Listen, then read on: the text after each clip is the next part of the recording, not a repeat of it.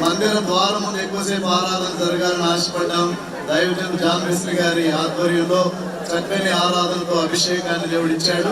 PT Verghese గారు ప్రార్థన చేయగా మరి మన మంత్రివర్యులు మరి మనతో లోపలికి రావాలని వారు ఆశపడ్డారు. జనరల్ గా ఏదో సమయంలో లోపలికి వచ్చి విషెస్ చెప్పి వెళ్తారు, కానీ వారికి అనేక మంది అభిషక్తులైన దైవజనులు విశ్వాసులు కూడి వచ్చారు.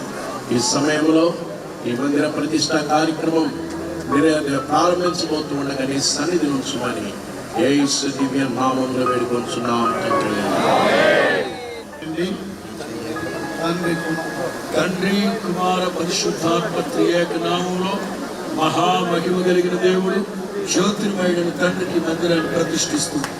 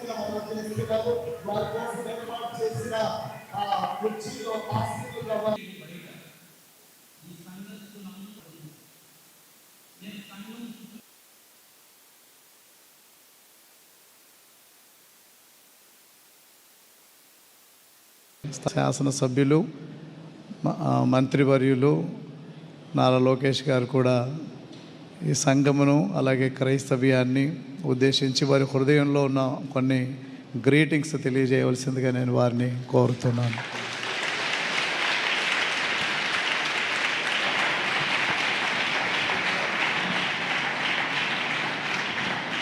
అందరికీ నమస్కారం.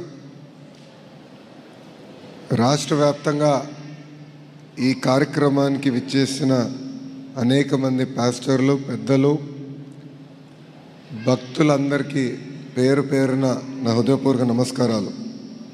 ఈరోజు నాకు చాలా చాలా సంతోషంగా ఉంది. ఎందుకంటే కృపా సమాజం పునర్నిర్మాణ కార్యక్రమం ఈరోజుతో పూర్తయింది.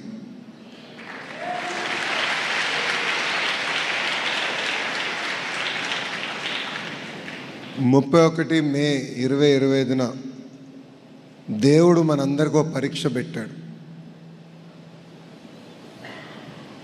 వాస్తవంగా వివేక్ గారి గురించి విన్నా కానీ దీని ముందల వివేక్ గారిని ఎప్పుడు కలవలేదు నేను.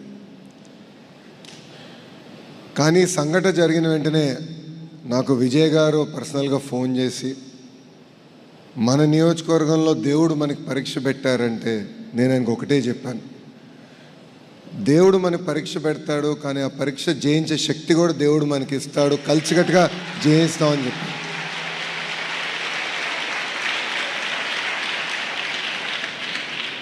దాని తర్వాత వివేక్ గారు, ప్రశాంత్ గారు నన్ను వచ్చి కలిసి కళ్ళంట నీళ్ళు పెట్టుకుని బాధపడినప్పుడు కూడా నేను అదే చెప్పాను.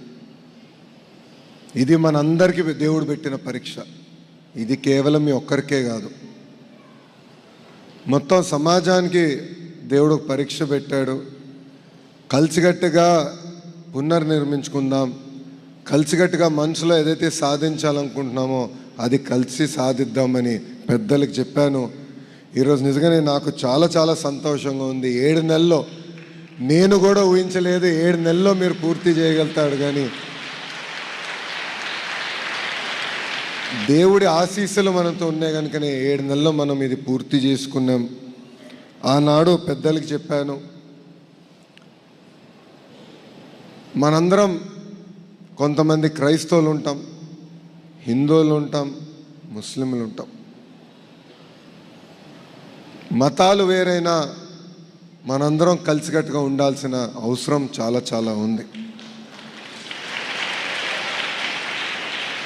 ఒక్కొక్కరిని గౌరవించాల్సిన బాధ్యత మనందరిపైన ఉంది. అదే నేను పెద్దలు వచ్చినప్పుడు చెప్పాను, మీరు అధైర్యపడద్దండి, ఎవరో ఏదో అంటున్నారని నమ్మద్దండి, అందరం కలిసికట్టుగా పునర్నిర్మాణం మనం చేసుకుందాం. ఇది కేవలం మనకే కాదు, ఎవరికి పరీక్ష వచ్చినా ఇది మన పరీక్ష అనుకుందాం, అట్లనే పనిచేద్దాం అని పెద్దల్ని కూడా నేను కోరటం జరిగింది. ఇక్కడున్న మీ అందరి సహకారంతోనే గురువుగారు ఇంత అద్భుతంగా ఈరోజు మందిరం మళ్ళీ ఏర్పాటు చేసుకుంటాం జరిగింది. పెద్దలు అన్నారు, ఎంతోమంది డాక్టర్లు, టీచర్లు అందరూ కలిసికట్టుగా వచ్చారు కనుకనే ఇంత అద్భుతంగా మనం చేసుకోగలామని చెప్పారు. నేను ఇక్కడున్న మిమ్మల్ని అందరూ ఒక విషయం కోరాలనుకుంటున్నా, పెద్దల అనుమతితో ఒక విషయం కోరాలనుకుంటున్నా. క్రిస్మస్ మాసం వస్తుంది, మనం మన ఇంటి పక్కన వాళ్ళకి సహాయపడదాం. దేవుడు కొంచెం మనకి ఎక్కువ శక్తి ఇస్తే మన వీధిలో ఉన్నవారికి సహాయపడదాం, మన గ్రామంలో ఉన్నవారికి సహాయపడదాం.